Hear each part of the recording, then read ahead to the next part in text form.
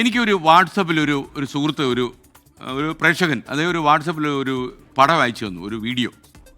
ഈ വീഡിയോ ലേശം പഴകിയിട്ടുണ്ട്, കഴിഞ്ഞ വ്യാഴാഴ്ച എന്തോ മറ്റുമാണ് ഇത് സംഭവിച്ചത്. എന്നാലും ഞാൻ ഇന്നലെ എടുത്ത വീഡിയോ ഒന്നുകൂടെ കണ്ടു. അപ്പോഴാണ് ആ അയച്ച വീഡിയോയ്ക്ക് പഴക്കമുണ്ടെങ്കിലും അതിൽ പറയുന്ന കാര്യത്തിന് എപ്പോഴും പുതുമയുണ്ട്, ഒരു വർത്തമാനകാല സ്വഭാവമുണ്ട്. നമ്മൾ മലയാളികൾ എത്ര അലക്ഷ്യമായിട്ടാണ് കാര്യങ്ങളെ കൈകാര്യം ചെയ്യുന്നത് എന്ന് സൂചിപ്പിക്കുന്ന കാര്യമാണ്. ഇത് എറണാകുളത്ത് നടന്ന സംഭവം. മൂത്തകുന്നം പാലത്തിന് മുകളിൽ ഇന്നലെ വൈകുന്നേരം ഉണ്ടായ സംഭവമാണ്. ആംബുലൻസിന് വഴി കൊടുക്കാതെ പാലത്തിൽ ക്യൂ തെറ്റിച്ച് കൊടുങ്ങല്ലൂരിലേക്ക് പോവുകയായിരുന്ന ദയ എന്ന പേരുള്ള ഒരു ബസ് ഓവർടേക്ക് ചെയ്ത് കയറി. ജീവൻ രക്ഷിക്കാനായി ഈ ആംബുലൻസ് നെട്ടോട്ട് ഓടുകയാണ്. ആംബുലൻസ് ഒരുപാട് തവണ ഹോൺ അടിച്ചു. 10 പൈസയുടെ പരിഗണന ഈ വണ്ടി കൊടുത്തില്ല. അതിൻ്റെ ദൃശ്യമാണ്, പ്രേക്ഷകരൊന്ന് കണ്ടോളൂ. എന്താണ് അതിൻ്റെ ശബ്ദം കൂടെ നിങ്ങൾ കേൾക്കണം.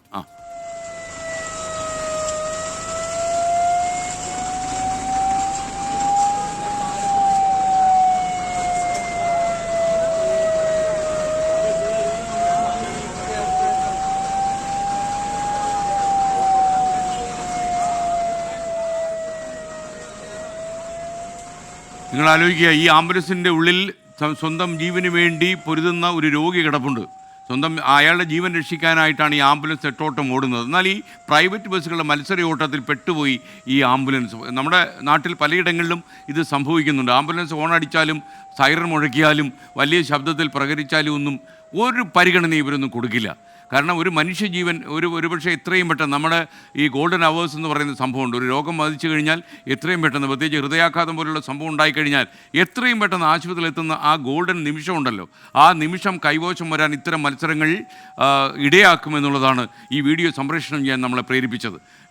നമുക്ക് ഈ കേരളത്തിൽ സർവീസ് നടത്തുന്ന പ്രൈവറ്റ് ബസ്സുകളോടും മറ്റ് KSRTC ബസ്സുകാരോടും വണ്ടിക്കാരോടുമൊക്കെ പറയാനുള്ളത്, ഒരു ആംബുലൻസ് വന്ന് ഹോൺ അടിച്ചാൽ നിങ്ങൾ പരമാവധി ഒഴിഞ്ഞു കൊടുക്കണം, ആ ആംബുലൻസ് കയറ്റി വിടണം. കാര്യം നിങ്ങൾ എത്താനുള്ള സ്ഥലത്ത് 2 മിനിറ്റ് താമസിച്ചു പോയാലും സാരമില്ല, ഒരു മനുഷ്യജീവൻ രക്ഷപ്പെടും. തൊട്ടു പിന്നിൽ ഒരു മനുഷ്യജീവൻ അവരുടെ നിലനിൽപ്പിന് വേണ്ടി പടപൊരുതുന്നു എന്നു ആംബുലൻസിനുള്ളിൽ എന്ന കാര്യം മറക്കരുത്. മറ്റൊരു കാര്യം കൂടി ജി ശങ്കരക്കുറുപ്പ് പറഞ്ഞത്, ഇന്ന് ഞാൻ നാളെ നീ, അതുകൊണ്ട് today me and tomorrow you, അത് വരും. അപ്പോൾ ഒരു മുൻകരുതൽ അതിൽ വേണം. എന്തായാലും ഈ വീഡിയോ എനിക്ക് എടുത്തയച്ചു തന്ന ആ സുഹൃത്തിന് നന്ദി.